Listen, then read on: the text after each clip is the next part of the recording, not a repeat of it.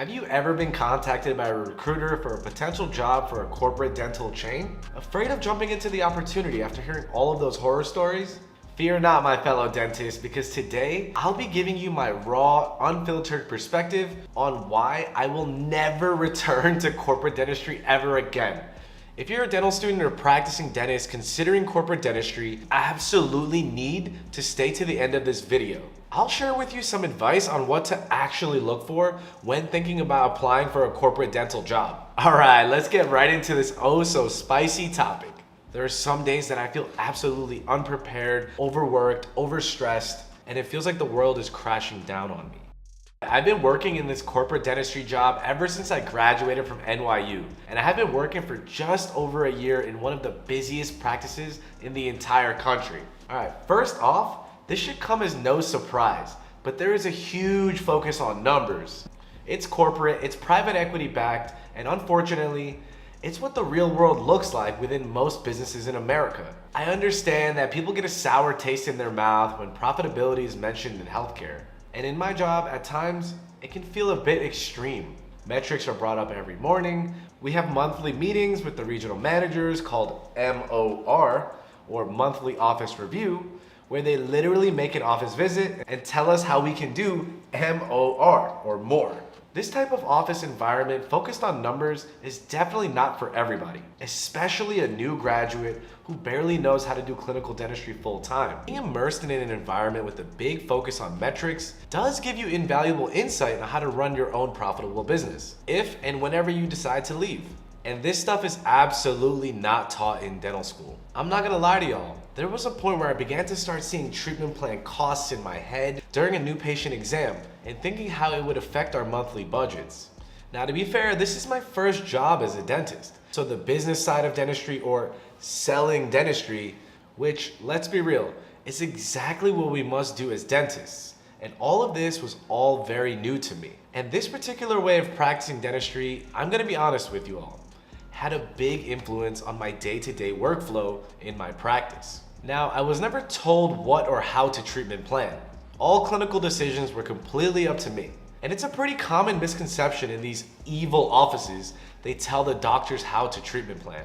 And this just wasn't my experience. I'm grateful that I had a job where I was able to maintain integrity and be in control of my autonomy as a dentist. And to play devil's advocate, every dental office in the country is a business, and it's run with profits in mind. Some sacrifice patient care more than others, but it's unfair in my eyes to say that corporations are the only ones seeking to maximize profitability. But if you are in the dentist role, you should be able to maintain autonomy and perform clinical dentistry how you want to. The next part of corporate dentistry that I dislike is how variable the entire opportunity can be from person to person. Since it's a massive operation and there are a lot of hands itching to get a piece of the pie, it can only take one bad person to make your first job out of school pretty terrible. Let me explain. From the owner of the practice, the regional manager, the office manager, all of these people dictate how well the office is run. I'm very biased in this regard because all of the people surrounding me have set me up to succeed. You see, my office is top 5 in the nation, and my office is owned by the best owner in the company. And he consistently wins awards year after year for his commitment to helping his doctors. This means that it's been a pretty smooth operation, and they make it easy for me to perform clinical dentistry at a high level. He even comes in twice a month to teach me how to place implants, and he's always just a text message away if I ever need him, which is wonderful.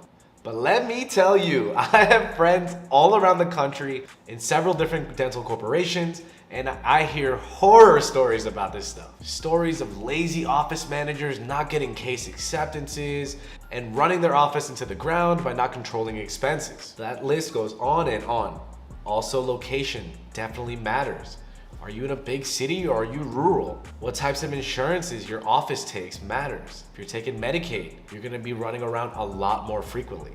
If you're taking PPO, you're gonna do higher end dentistry. These variables directly impact the experience you will have if you consider corporate dentistry because they affect your salary tremendously. And if you feel underpaid, you will never be happy. Now, to play the other side of the fence, there's bad people everywhere. This stuff happens in private practices too. but they simply don't have the exposure on a grand scale like corporate dentistry does for you to hear about it. So if you take nothing else from this video, please understand that everybody's experience will vary greatly.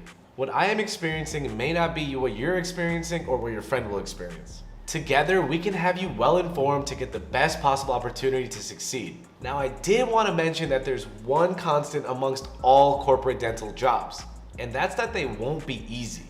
And actually, if they are easy, then you don't want them anyways, or you shouldn't want them. You see, I work very, very hard for my money here. It's 10 hours a day from 8 to 6, some Saturdays. Sometimes I have to cover offices very far away for extended periods of time too. And my practice sees up to 30 patients a day. And it's not all production appointments either. New patient exams, denture adjustments, follow-ups, Invisalign checkups. I'm in an exceptionally busy office, but you have to understand that corporate can be a real grind. I moved to Fort Myers to be as busy and productive as possible. I just put my head down, keep grinding, and work to the best of my abilities. You know, I can see how corporate can get a really bad reputation for putting somebody in a situation like this without really having a desire for that associate to give 110% every single day straight out of school. At the end of the day, it's just a job and some people want to clock in and clock out. It's totally understandable, but I now have a proper understanding of why the burnout and turnover rates are as high as they say it is. And that brings me to my next point. What made my corporate job extremely and unnecessarily difficult was the turnover rate that I experienced. I recall when I started, we had 16 staff members, from doctors, hygienists, DAs, and front desk staff, either enter or leave the practice within a year. Within 1 year. This is extremely frustrating because if you've been practicing for any amount of time, you know that it takes quite a long time to lay that groundwork for excellent four-handed dentistry. This can even disrupt communication between the team and the patient.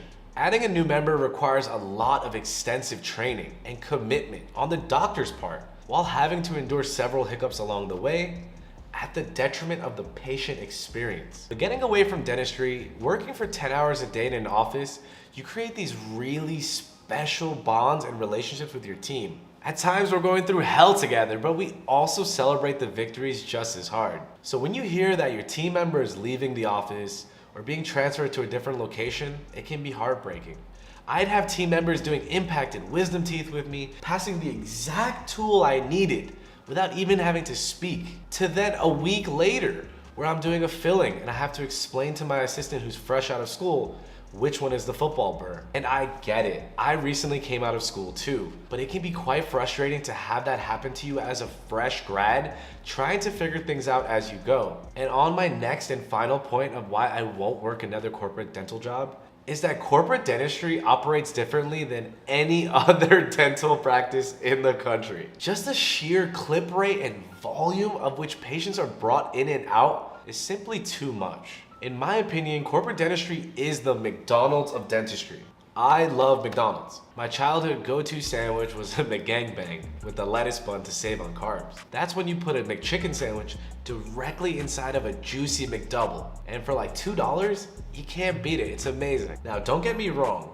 McDonald's serves a very important role in society. There are lots of people that get their basic human need of hunger solved by having a conveniently located business open at very convenient hours of the day. When people need jobs out of school, it's a place to earn a salary and pay bills. And they offer dentures, they offer dinners at a very affordable price. But I believe healthcare shouldn't be operated like a fast food chain. These are people coming to us with their health and livelihood, with expensive treatments needing to be done. The pace at which I'm treating patients is not something I want to do for much longer. Reason being is that I want to spend as much time as I need to ensure every procedure is done to the very high standard of care I've set out for myself. And I'm not gonna lie, there are times the schedule is just too much for me to handle. If I wanna spend a few more minutes in a new patient exam or polishing an MO filling to put some anatomy into the tooth, I can do it. Don't get me wrong, I can do it. But I have an obligation to my team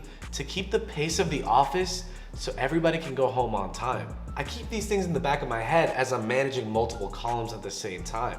Being a young leader of a big team all of these things come into the mix, and these are just some of the lessons I've learned along the way. In conclusion, to wrap things up, I know I make it seem like corporate dentistry is the worst job a dentist can have, but that's not necessarily the case. I'm pretty happy at my current job. Oh, but Dr. Rana, you just spent the last 10 minutes telling me why you'll never do it again. Yeah, I did. But I'm happy because I knew exactly what I was getting into before I accepted the job. I knew it was going to be incredibly rigorous with long hours and a ton of troubleshooting on my end. I did my homework to make a calculated risk on moving away from home to pursue my passion. And it's been an amazing opportunity for a new grad in dentistry like myself to get a lot of reps early on in my career. You can learn business and work on your clinical skills while getting paid pretty decently for your efforts. Guys, this is personal preference, but this is how I feel, and I'll never try to persuade you one way or the other. All I can do is offer my unfiltered opinions of what I have seen in my journey, and hopefully it can make you feel more comfortable on yours. I feel that I've put enough of my time here in Fort Myers working corporate. I've learned a ton, and now my time is coming to an end as I'm looking for a slower private practice job. But hey, if you've made it this far in the video, please give it a thumbs up so others like yourself can see this video and have a better understanding of what corporate dentistry is really like. And as promised, I'll go over some tips to know if your job offer in corporate is the right one for you. First tip, I mentioned earlier the turnover rate of staff. Identify how long the staff at your next job has been there. I have seen practices where the hygienist has been working there longer than I have been alive. And these are great indicators of a smooth running practice because if they've treated the hygienist right for 30 years, they'll probably treat you right too. Spend at least 1 or 2 full days shadowing the practice before you start. You need to be immersed in the culture and the day-to-day workflow that you're expected to do. Spend time talking with the staff and get a sense of if they feel overworked or if they feel unhappy. Being at the office for like half a day isn't really enough to pick up on these things. And my last tip is to study the schedule of the practice for the past month. What types of procedures are they doing? How many patients are coming into the office? Does it look stuffed to the max? How many columns are you responsible for managing? This will give you a good idea of the workload you're expected to manage so you can establish your expectations before starting the job. Well, there you have it. I hope you gained some valuable insight into why I won't be joining corporate dentistry ever again. But what have you heard about corporate dentistry? Tell me about the good, the bad, and everything in between in the comments below. If you're ever on the fence about a tough career choice, you can always reach out to me on IG, and we'll see if it properly aligns with your current and future goals as a dentist. And if you haven't already, check out this video on why I think you should consider corporate dentistry if you're just starting out. All the best, guys. Keep spreading love. See y'all next time. Dr. Rana signing off.